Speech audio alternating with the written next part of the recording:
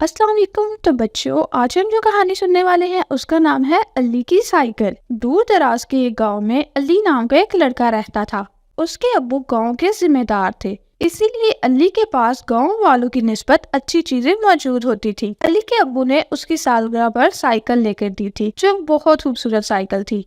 सबने अली से पूछा कि क्या तुम हमें चलाने को दोगे साइकिल? उसने साफ इनकार कर दिया।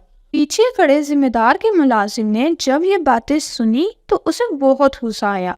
उसने जाकर सारी बात जिम्मेदार साहब को बताई। जिम्मेदार साहब बहुत अच्छे इंसान थे। उन्होंने अली से साइकिल ली और ताला लगाकर चाबी अपने पास रख ली।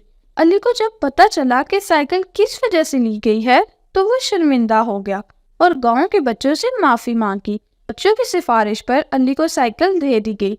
अब अली साइकिल सिर्फ खुद नहीं चलाता बल्कि गांव के बच्चों को भी चलाने देता है। तो बच्चों, आज की कहानी से हमें ये सबक मिलता है कि अपनी चीजें दूसरों के साथ बांटनी चाहिए, क्योंकि सबके पास हर चीज मौजूद नहीं होती। तो बच्चों, उम्मीद है आज की कहानी आपको पसंद आई होगी। मिलते हैं नेक्स्ट वीडियो में, तब तक के लिए अल्लाह हाफिज।